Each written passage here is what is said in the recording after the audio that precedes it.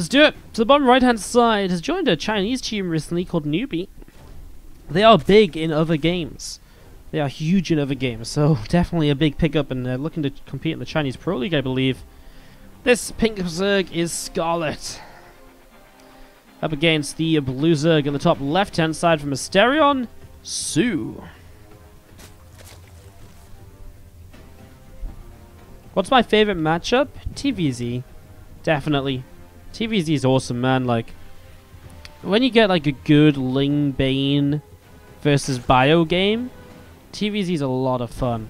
I used to prefer it a lot more in Heartless Swarm, but I still think TVZ is my favorite. Like, TVZ or TVT is really good as well, I think.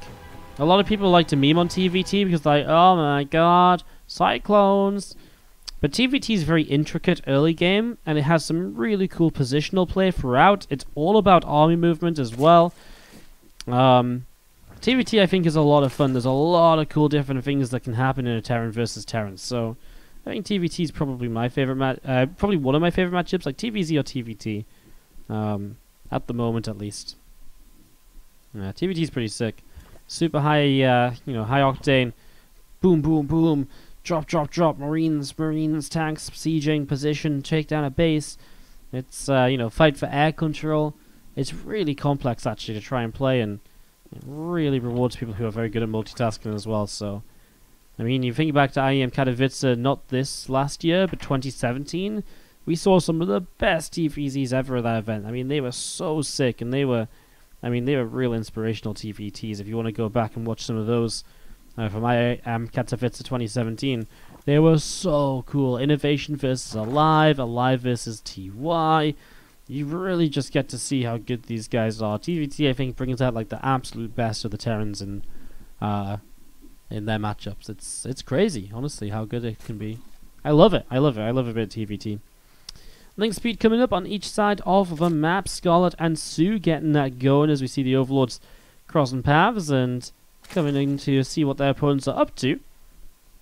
Now the game is mirrored build orders, hatch, gas, and pool of peace on the exact same drone counts, and you can see that the difference is literally, I think Scarlet's just now started a couple extra drones, while Sue will already go down to the third hatchery. So a small difference here is Scarlet a little greedier. We'll end up a couple drones ahead, but we'll have a later third hatch. So and there's the third hatch of Scarlet. Now, Sue will also drop the Bane in there, something that we'll see Scarlet perhaps going into as well. She has the gas for it. She has not the minerals just yet, though. And there's the two drones that Scarlet missed out on, or that Scarlet already committed to. Sue's also going to be down a Queen. So, again, starting to see a couple little differences here in terms of how the players want to set up. And, very minor little things, but, I mean, the extra Queen from Scarlet, for example, it means these couple of Queens can a bit more easily come and snipe down this Overlord, so that's already an Overlord killed off. Do we not have death animations on? That's weird. I feel like death animations aren't on. Apologies. Back into this. Just thought that was something we could maybe fix very quickly. But then I don't know where the setting is. My bad. Alright. Well, would you see Binland Nest on the way up here from Scarlet, so that's about to finish up. With the Evo Chamber finishing up at the front as well, create a bit of a Suedo wall-off, can fill that gap with Queens as well, just in case like a flood of Zerglings runs across the map, trying to run into the natural expansion. Then a couple of, Banes could be good to defend, but the wall-off is very good to defend. Is it the reduced violence setting? I would have thought so, but it wasn't ticked. If that was, that's the issue, like, if that was ticked, I would have thought it was that, but I don't think it is. I believe there is just, like, a death animation setting. Reduced violence just means that, like, there isn't as much... Yeah, I don't know. Not sure. But yeah, that wasn't ticked, so I don't know. Maybe it was just like one or two units here that are just bugging out a bit. I think it just bugged. Yeah, it might be something to do with the replay files or something. Anyways, +1 melee gets started from Scarlet. So starting up the melee upgrade against the missile, so it's going to be two very different styles here. Sue going straight for roaches, and Scarlet will probably try and get into mutalisks here.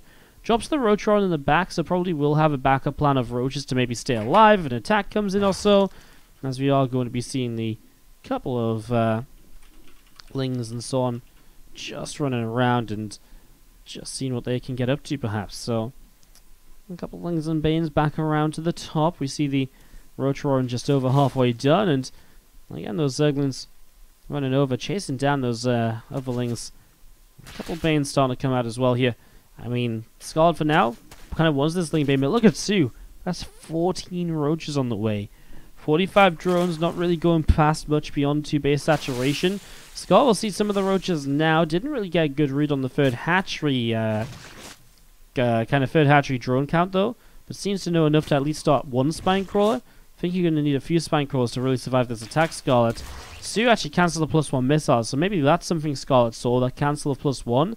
Knowing that might be why she's starting to set up with a spine and also building those roaches rather than committing into a spire or anything now that her lair is completed. Feelings diving into the main will try and distract as Sue sets up just outside the third. Scarlet is up by 11 workers, which means that she has over drones in comparison to Sue. Oh no, she starts +1 missiles and roach speed.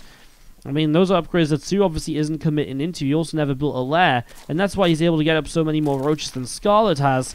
Obviously, Scarlet also has that +1 melee. I think Scarlet should cancel these upgrades right now until she survives this attack. It feels like she isn't... I mean, I don't think she's not taking it seriously. I just don't think she realizes quite how much trouble she's in. As we've got the roaches and the Ravagers well set up here from Sue, ready to push into that third base. Here we go, a few Zerglings running forwards already. And Scarlet comes straight into this and to fight.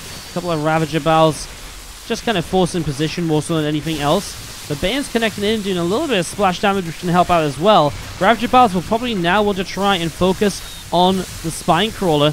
And Scarlet is just not going to have enough to hold on. You can just see that this Roach Counter Sue isn't going anywhere. So Ling's starting to flood in now to kind of reinforce as well. Ling's in front of those Roaches will keep them very safe, as some of the Roaches from Sue already jumping forwards and jumping on these Queens. So these couple of Queens getting picked off as well. And we are going to be seeing way too much damage done. And Sue's going to have a good advantage in game 1. Enough of an advantage for Scarlet just to probably tap out here in a moment, because Sue has got 40 army supply lead, and it isn't going anywhere. The third hatchery goes down as well. It's not like Scarlet has like a bunch of Mutalisks about to pop that can maybe save the day or something. There's nothing like that at all here, actually, as the Lings and the so on keep on running in towards the natural expansion. Ling's going to come in for a little bit of a surround. The Roaches and Ravagers keep on coming through, and we are going to be seeing that +1 missile attack upgrade here coming to completion. Boom, there's the GG. Sue will take game number 1 of this BO3. This top right hand side, our pink Zerg representing Newbie, the Chinese StarCraft 2 team. This is Scarlet. Up against the blue Zerg in the lower left hand side, we have got Stereon Gaming's Sue. Kicking off into this second game. I mean, we opened up game number 1 with mirrored build orders, so both players doing the same thing in the first game for quite a little while. And so they were pretty far, pretty deep. Obviously, eventually, there was a couple of differences here and there, I guess. I mean, Scarlet went for the later third hatch by a little bit, got a couple of drones faster. Then there was like a queen difference for a little bit as well. I mean, very minor things overall. As we get this going.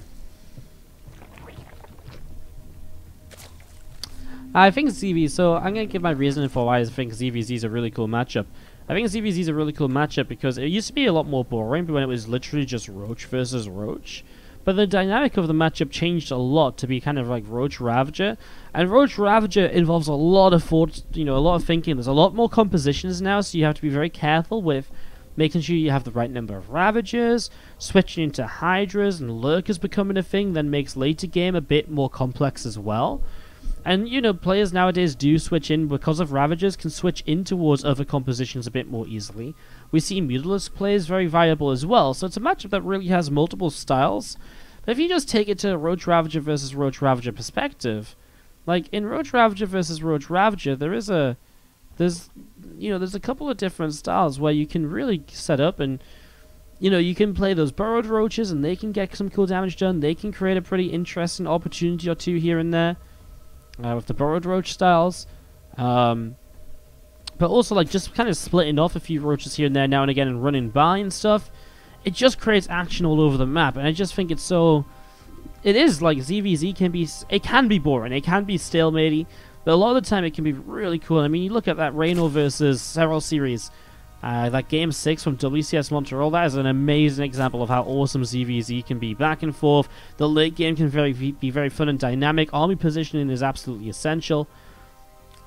I think ZVZ is a really cool matchup. Honestly, I don't think there's a weak matchup in StarCraft 2 at the minute. I would have said TVP in the last patch, but right now TVP seems to be taking a bit of a turn for the better. Terrans aren't just going for Marine Tankle in every game, which is pretty 10 out of 10 in my eyes, because, yeah, that's kind of nice. By the way, did anyone notice a few frames dropping? Apparently I'm dropping some frames, concerning. But it's not many. It was probably just for like a couple of seconds. Just wondering if it's something that is coming through to you guys. I don't think it's anything major. I think it's just Sunday night, everyone's in the houses using internet, and it's just slowing me down a little bit. But it isn't anything too crazy or anything like that. I was just wondering if it was something you guys noticed. Or Slash noticed it? Yeah, okay. Okay, just so I know. Just keep an eye on it. There is a few Lings about to finish up here with Ling Speed completing from Sue. Now, Scarlet has Ling Speed already. Third hatchery on the way down. Sue actually bypassed the third hatch. Makes this look as though it's a Roach build, right? When actually, Sue is spamming out a whole bunch of Zerglings. So, yeah, again, a bunch of Lings. Again, makes it look like it's going to be a Roach play with no Ling Speed, and then spam so many Lings. Scarlet will come across here and will throw down the Wolof, and you know, in a bit of an attempt to stop these Lings from getting through. There's still a gap there. As, oh, the Lings just dive on the third base, though. I mean, this alone could put Sue into a strong position. Only 4 drones behind. Gets 2 queens already and will continue to stream Lings into that third hatchery. That's going to go very well for Sue, I think. He will continue to take that +1 missiles upgrade as well. Getting the lair now also, so the Roach transition will be good from Sue. And again, resets the bases to 2 base apiece. Looks as though this Evo chamber relocated a little bit so that nothing can actually fit through, because some Lings did fit through it before. Now those Evo chambers finishing up. Scarlet just has more Lings out of position, so they're going to go down. Scarlet's actually locked out from taking a third hatchery, so Sue can take a third hatchery pretty safely now as well. So that's going to drop down.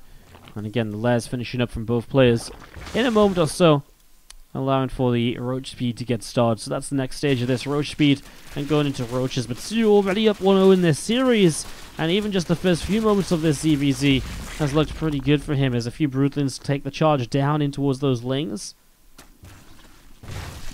Just going to see another drone of Scarlet just going to move over to the left side, or wants to move over to the left side. Overseer scouting forwards is going to be seeing what's up, and actually those first few Roaches will not fare too well against Lings when they can get a good surround. Already 1 Roach down, the other couple already taking a lot of damage. These 2 here are like, yep, we don't really want much to do with this because we know we're going to die as well. So they run off over to the right after that Evo chamber was killed. And again, it opens up that pathway, but no third hatch from Scarlet, and she falls further and further behind because of this, as Sue is actually building a bunch of Roaches already. Perhaps just looking to attack across the map. Scarlet invests into +1 Carapace after +1 missiles.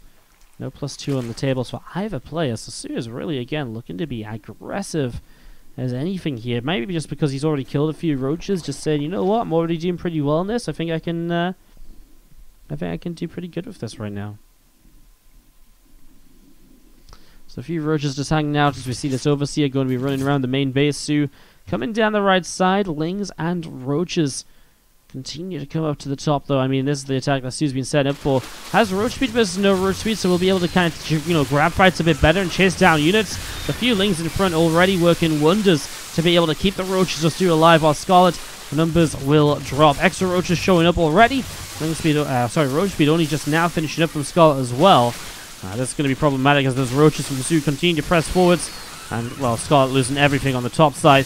Reinforcements from the natural will probably now not be enough as well, because Sue's numbers have just barely dropped at all. What has he even lost? 5 Roaches compared to the 19. I mean, vastly effective trades here. Scarlet finishes at +1 Carapace, but that was like 6 Roaches that maybe should have been Roaches rather than the Carapace upgrade, because, goddamn, Scarlet needed everything to hold off on this, but it was already a really rough position, and Sue going to continue dancing at the front. Another Ravager going to be morphing in here. Just a little bit of back and forth as Scarlet trying to stay alive. Another Ravager morphs in with the low health Roach. Nicely done. And, well, Sue's just going to dive straight into the natural expansion now, realizing he has the numbers. There's no Queens here for Transfusionists. There's no Spine defense. Drones don't even pull in to try and help out, because I think Scarlet probably realized that she just doesn't have the numbers. Probably realized she doesn't have the drones to just give up like that either. and Sue is going to pick up game 2 and the series against Scarlett.